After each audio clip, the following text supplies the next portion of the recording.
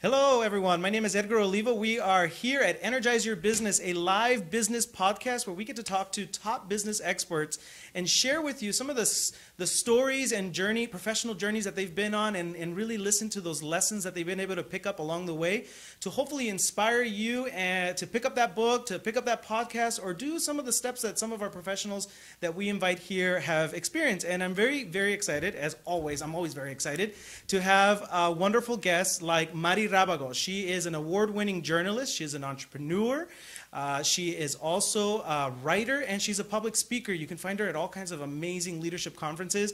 And we're going to be talking to Mari about her professional journey and what she's been able to learn along the way as she's been accomplishing all these amazing, amazing feats in her professional journey. Because let me tell you something, I've been around Mari for a while, and it is not easy. I see her working her little butt off all day long. But it's so inspiring to see someone so driven, and that is what I what I really want to hope to share with you today. And in the second segment, we're also going to be talking about the importance of embracing multiculturalism in the workplace. Why is that so important? Well, we're living in some very interesting times, politically, economically, you name it.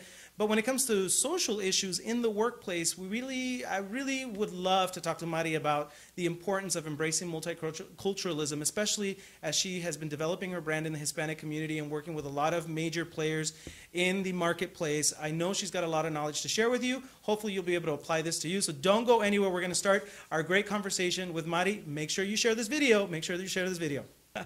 Mari, it is so wonderful to have you here. Welcome to Energize Your Business. Thank you so much for having me here. I'm excited to be in this conversation with you, Edgar. Thank you, thank you. Well, I've been wanting to have you here for a long time. I know I've had you on the program before, and we've done it in Spanish. Yes, we have. But now we're doing it in English. And if you want to say anything to our guests while we're talking, by all means, that's our camera right there. Hello, all right, guys. Let's say hi to all of our friends who are watching. I'm excited to be here and share with you a little bit of my knowledge, but particularly learn from you guys, because you know, one of my points all the time is that we learn from each other. Yes, yes. Nobody knows it all. Nobody knows it all, and I don't think anyone does know it all. I hope not. You know, I've met people who know a lot, for sure, more than me, but I know they don't know it all.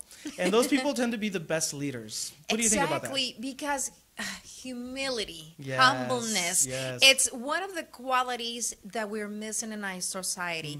And I believe when you think you made it, when you think that you have all this list of accomplishment, and come on, that ego, it feels good every time you get a trophy, every time you get an award, every time you get a recognition. But at the end of the day, remember, there's so much more to be learned. And if you're not sharing that knowledge with others, if you're not empowering others to go the path that you already, you know, walked a little bit further, then what good is that knowledge for? Yeah, that's right. That's right. Now, Mari, I want to, the first segment, we're going to be focusing on your professional journey. And you, every time I talk to you, you have something so motivational, so inspirational to say every single time, and I walk out so energized. But I think for our viewers, what's really important is to understand that part of Mari, of how she starts her day. Like, what is that motivation? Where do you get that fire that says, I'm going to take on the world today? Where do you get that? It's just so funny that you asked that question, because today in my live show and social media, I got some comments say, how come you're always happy? Don't you ever have problems? And I used to get those comments the same way when I used to work in my home, Univision, where I started in journalism, right? And you know what? It's not your fault, whatever's going on in my life. So my day starts as a single mom with 2 boys. The first thing I do is go to my prayer, meditation, or I go to the Bible. I have a devotional that I read, and I'm thankful. I thank for everything around me. That's my so kids, so that I have a roof over my head. You and I come from very humble beginnings. I know you can relate with me. I'm the oldest of 9 kids, so a lot of the things I have now I didn't have before, but I was very happy. I didn't feel that I missed anything or was missing anything. Is that not the most amazing thing, right? You can look back and be oh my gosh, I did not realize we did not have running water, we didn't have electricity sometimes, food, you know, and I had to make sure, you know, I never felt like I was missing anything. And what do you think that was? Well, we had gratitude. We were humble. Yeah. We used to be content and happy with what we have.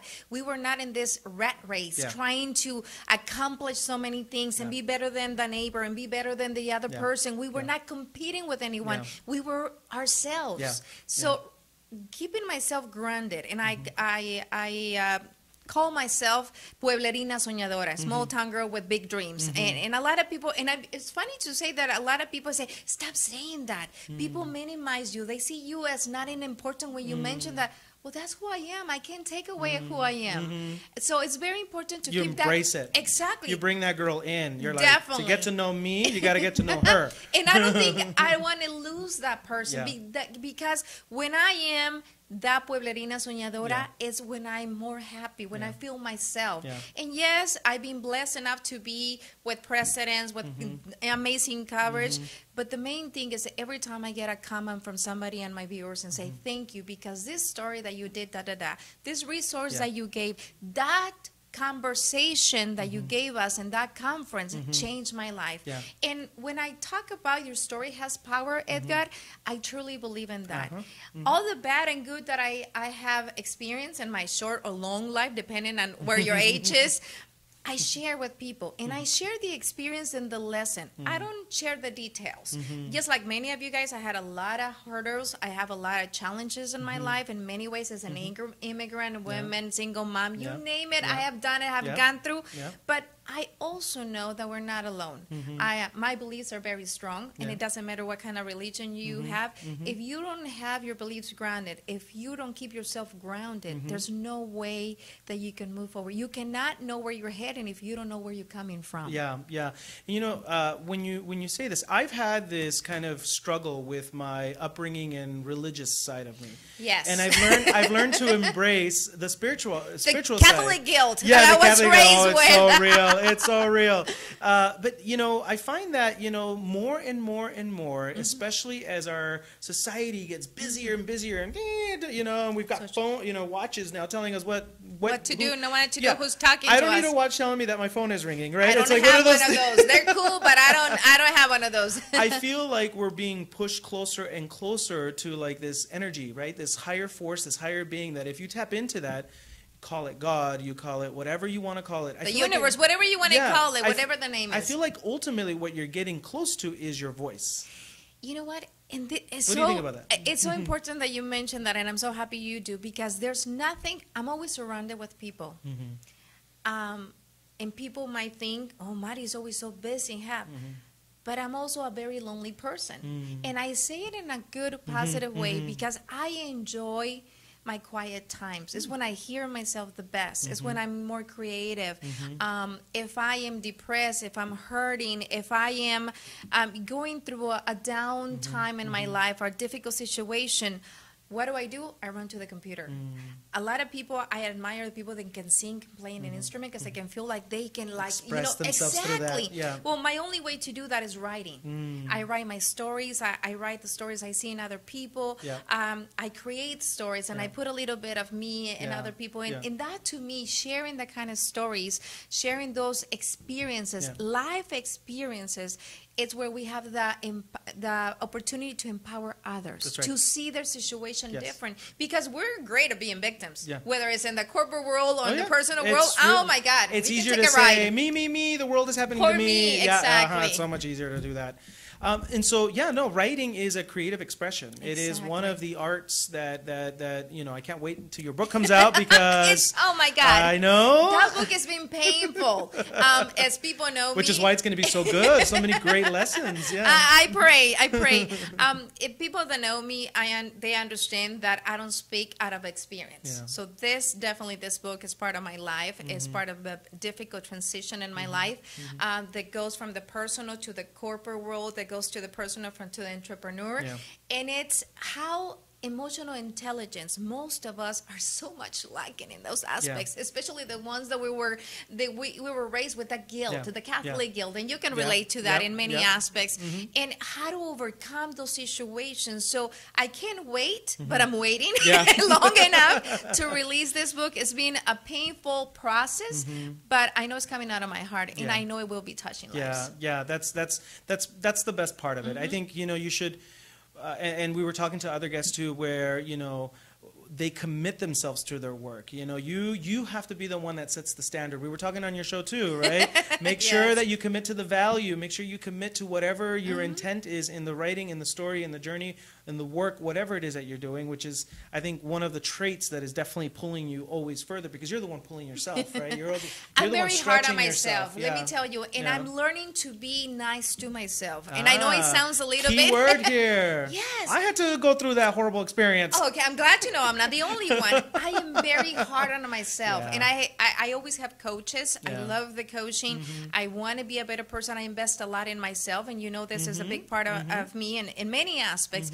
But one of the things that I have learned is that when you don't forgive yourself, you cannot move forward in any aspect. And a lot of women out there, it happens to men too, but let me speak to women in this time, especially entrepreneur women, professional women. So we're so smart, and we're going up the ladder, and we're accomplishing and getting every single position there is, and the checkbook is growing, and the house and the car, and then you see, wait a second, there's not balance in my life.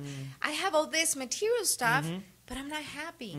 I remember when I resigned my job as a journalist, as an anchor with Univision, I had a lot of interviews. A lot of the newspapers and other stations came to me. Because that chapter of your career was huge, too. It That's was how amazing. we grew up knowing you. I have a lot of people saying, I used to watch it when I was growing up, and they have 2 or 3 kids. I'm like, ouch, I'm getting out there in age. But it's also a blessing in many aspects to be part of different, you know, generations in the family. You're part of our family. Everyone feels like we know Mari. And they do. I'm very transparent, and that thing I know my public knows. But the funny thing is, I remember, and I laugh at myself now. I say, well, I'm resigning to this job because I'm looking for balance. I want balance in my personal life and my professional life. And a month later, I filed for divorce.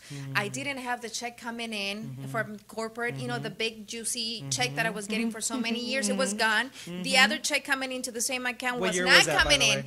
Oh, God, 2013, 2014. Oh, so we're at the tail end of the recession. Exactly. Yeah. On top of that. So my investments in real estate have gone down the drain, and that was 20 years of investment. So everything is happening in the same time. And it's a lot. Where I wanted to go with that is saying that I laugh at myself because I was honestly, from my heart, I was looking for balance. I wanted to be more with my kids, with my husband at the time, and I wanted to give to my community through my talent. Well, everything was choked under me, and life took a different route, and I had to go with the punches. I have to continually reinvent myself and make a lot of mistakes in business. As an entrepreneur, you've been my... I come to Edgar, what did I do now? And that's why I love our friendship too.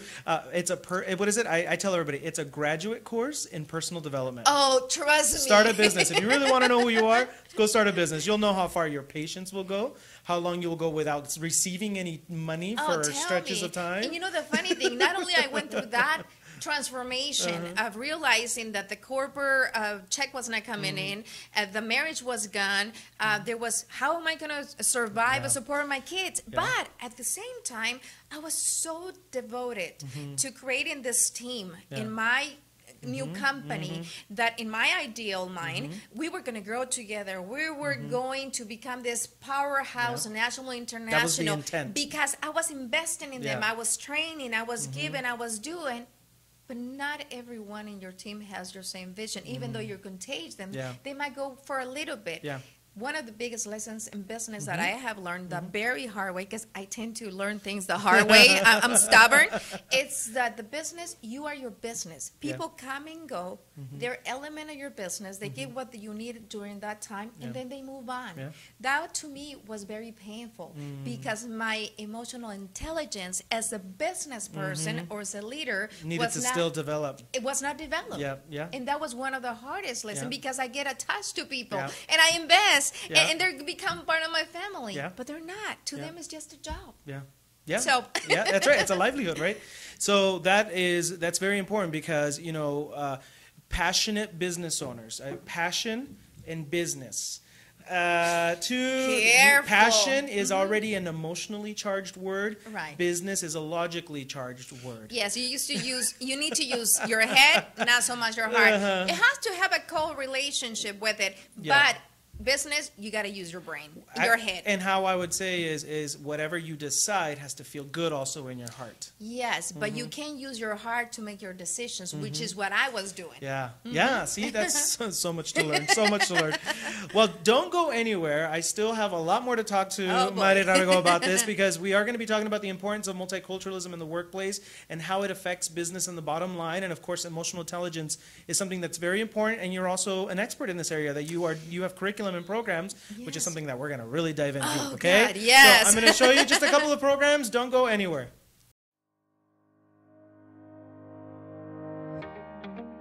Hi, my name is Edgar Olivo. I'm the founder and senior business trainer of Compass CBS. Today I want to give you 5 reasons why you should take Microsoft courses with us. Over 80% of companies are now using Microsoft and require it as a skill. You'll be more productive and produce better results for your clients. You'll earn more money over the span of your career. You'll work faster and improve your quality of work. And it opens the door to many more possibilities. We have highly trained and certified bilingual experts ready to help you achieve your professional goals. Call us at 602-759-0553 or register on our website. See you at Compass CBS. And we're back. Thank you so much for hanging in there. Make sure you share the video, give us some likes, send us your comments and questions. I'm right there on the keyboard with you. Mari's also going to be hanging out with us just a little bit. So if you have any questions for her, make sure you send them our way. She's tagged in this video so we can keep up the conversation, all right? Awesome. Okay, Mari, you've been sharing with us a lot of the lessons learned along your professional journey.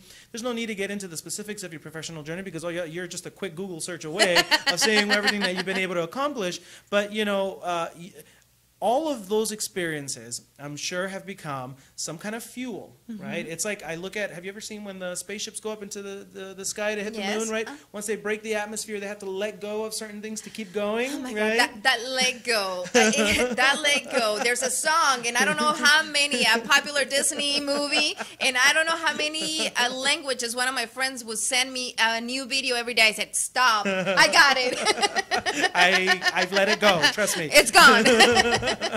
So, all right. So now let's talk about emotional intelligence and multiculturalism in the workplace. Why is this topic so important? Why do you think it's important to you? Well, you know what? We focus, sadly, the environment, the political environment in this country right now, and we cannot stop talking about politics and economy without workplace or corporation or business. It's all exactly. So the environment is very divisive in many aspects, instilling fear on both sides of the aisle. I don't care where you are when it comes to the immigration topic. There's fear on both sides. There lack of knowledge, ignorance on both sides. I look at it as when I see these like political rallies, it's like everyone's throwing paper planes with all these fear-driven words, right? And every now and then it pokes people in the eyes like, what's going on? And no one's really sitting down to really break this down. Exactly. You know, in history, we've seen this pendulum swing back and forth, right? When the segregation era, Martin Luther King, which we just celebrated, you know, during that time, Hispanics were also kind of like glorified. You know, we had the famous Maria Felix and all these famous, you know. And of course, you know, as we all start getting categorized as other, that doesn't benefit anyone, especially when we also have money to pay and buy things. And this is the funny thing. How is the pendulum? How are we moving it back? Let me bring it a little bit back to my company. When I started Rabago Productions, the marketing company, the outlets for educational marketing, which is what I do through my shows and in my conversations and conferences and so forth. My idea was, and it still is, to become the bridge between the corporate world and the Latino buying power. So that is in essence why I created, because with so many years, when I resigned to Univision, it was 20 years in the media. It's been 25 plus. March is going to be 26 years in the media. Wow, so I have seen, thank you, I have seen the lack of knowledge and how many people that they say they know Spanish, but they don't know the culture. In particular, Latinos, we're not all Mexicans. I know we know that by now. We don't know the background, the culture. We cannot communicate, even if it's the same language. You know, I share this with my clients every time I do a corporate presentation. You know, Huila in Sonora is somebody very thin. You go to Chihuahua and it's slang to call a bicycle. You go to the southern part of Mexico, Michoacán, Nayarit, and that it's a prostitute. So you got to be very careful with using modismos, right, as we call them.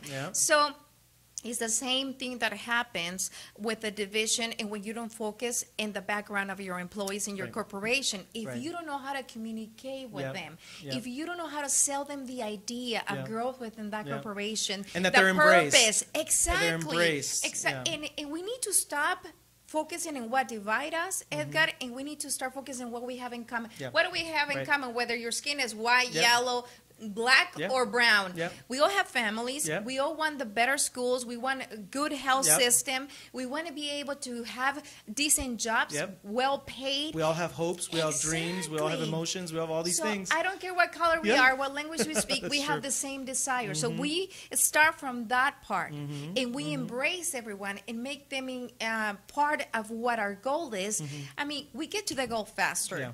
Yes, we do. We become stronger together. So focus on what we have in common instead of what we divide us. Yeah, I think it's important. You know, there are a lot of cultural norms that I think are important for every organization to understand. I don't know if it's a conversation that the boss or the manager needs to have with the employee. Okay, so tell me where you're from. All right, how do you call water? How do you name this? I don't think it's that. I think it's taking time to listen to their journey, right? Listening to their story, listening to where they're coming from, and then, of course, you know, implementing ideas and strategies when you're trying to make these big decisions in the corporate arena. Let's say you're trying to move your organization in this direction, and you need all the team involved, but if you tap into the cultural context, I think you also get an added value of making better decisions. Like as a leader of an organization, you make better decisions. You said something really interesting at the beginning of this segment when you said, we're Latinos, we might not speak the language, we might not know the culture, but we do have the money. We do want to buy the same products and service you're offering. So we cannot ignore it. I mean, statistics, numbers don't lie. And you know the power in the Latino buying power. The strength there is ridiculous. The growth there is ridiculous. So why ignore the part of the population or the potential clients you have just because you see us or you see them different? So what can an organization do now? What would you recommend they do to become more multiculturally embracing? What would you tell them? What I'm doing. That would be educational marketing. Don't try to sell anything. Come to the expert. Invest in an expert where we can educate that particular target market in the community that you have, whether being the Latinos at that time or Asians, whatever situation is or whatever your focus is at the time, about your service or product. Don't sell it. Educate them on that. Create bridges of communication between that potential client or group of potential clients and yourself. So that means having more bilingual representatives at the workplace, more diverse Very important. I did a campaign that, to me, I'm still puzzled by that because it's one of the biggest organizations, educational organizations, and we did a 6-month campaign that they didn't know what to do with the amount of calls they got. The focus was in parents because that's where everything is going to change. With Latinos, it's about educating us about the process. Education is not on top of our needs, unfortunately, or priorities, because our need is survival, right? We want the kids to grow up and get a job and help, you know, with the expenses at home. That's how our culture it is, how it used to be at home. Now, there are other opportunities. If we don't educate the parents in that aspect, you cannot create a shift when it comes to the economy of Latino families. It's the parents. Exactly. So that's where we did the focus on. But we had to stop and get it off the air because they didn't have the infrastructure to respond to that. So you got to be very careful, like you mentioned, and get trained by experts that we know how to communicate with them. Because once you start investing in the Hispanic market, like through a Mighty Rabago, I know for a fact that when I get on our show, I come home, there's like 20 missed calls.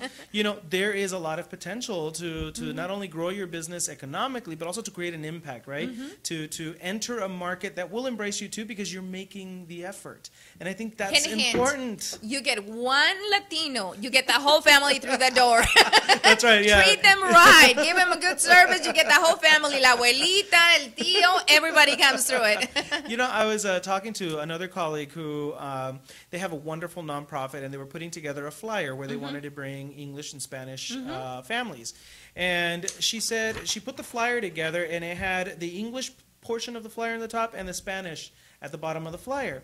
And she's Anglo herself, you know, and I hate that we're in a place in history right now. Maybe it's a good time to talk about the importance of our identities and what makes up our identity, right? Ethnicity, cultural, we all bring religious, something things, good right? to the table. But to give you context, right, of who was saying this thing that I'm about to say. So she was looking at this flyer and she's like, just something doesn't feel right.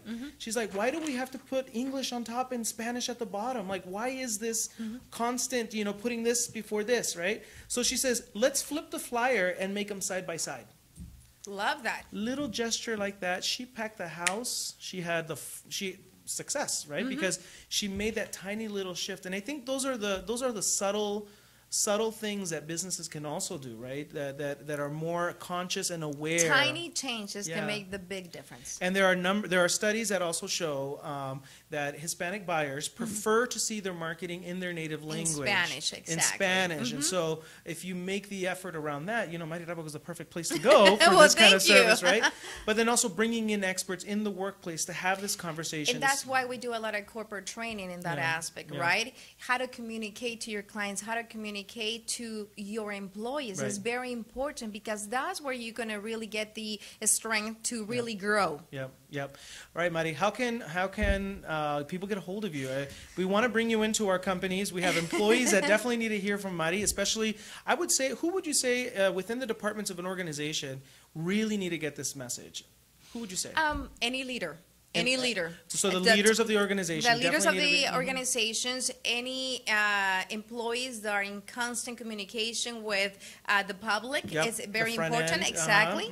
Any kind of training, like if it's a bank, I mean, you really need to train your tellers to be able to relate to the person, the Latino that used to put the money underneath the colchones, you know, the mattresses, instead of bringing it to an institution. I mean, those things that we were raised with, that they're cultural based, that maybe to the general market is like, what? I mean, they're so out of the place. Yeah, well, you know, and as we talk about what, you know, how to treat the Latino, how to create programs for them, you know, we're really not talking about far out things. We're talking about it's educating. Basic, let's get down to the basics. We're not difficult. Trust me, we're not difficult. We're not talking about like, you need to be talking like this, or you have to constantly, no, it's, I would say it's just common courtesy. And we're very but if you loyal, do it in the language, very loyal to products and service. Yes. Once we find something that works or treats us stick right. to it. Definitely. We stick to it, right? I think that's so important. And they can find me in Mari Rabago Productions on social media. Also, my webpage. The information obviously is coming we'll have it here. Right? So Yep. anything I can help, I would be more than glad to do so. I hope this is not the last time we have you. I know it's going to be the favor, first of many invítame times. de nuevo. Te voy a invitar muchas veces. Thank you so much for having me here. Thank you for having. This is a great conversation. I think this is a perfect time to be talking to all of our corporate friends that are interested in now taking on this, you know, multicultural side of their business. I think this is the perfect time to Let me go a little spiritual on you. God's timing is always perfect. I think so. Gracias. Thank you so much. All right, my friends, that was our conversation with Mari Rabago. That is the first of many conversations, because I'm definitely going to be bringing her back. She definitely brings a wealth of knowledge, especially in the aspect of understanding our Hispanic colleagues, our Hispanic market, and understanding the buying power of Latinos, and how can organizations make that shift. I know there's a lot of organizations that are interested in that. We are more interested in giving you those resources and those tools so that you can make the decision to invest in professionals like Mari Rabago. So make sure you comment and share on this video, because we want to make sure that as many people as possible can pick up the tips that Mari had shared with us. She told us about her entrepreneurial journey and the lessons that she learned there as she was starting her business and leaving her big career, now to take off and start this venture and make an impact in the community and lots of organizations. And she also brought us some great knowledge and context on how to work with a multicultural market, and also, of course, how to influence your team and your leaders to make those decisions to make an impact in the community as well. My name is Edgar Olivo. This was Energize Your Business. Every week I bring you someone new, so stay tuned. You don't know who it will be until I announce it. So I'll see you in the next one.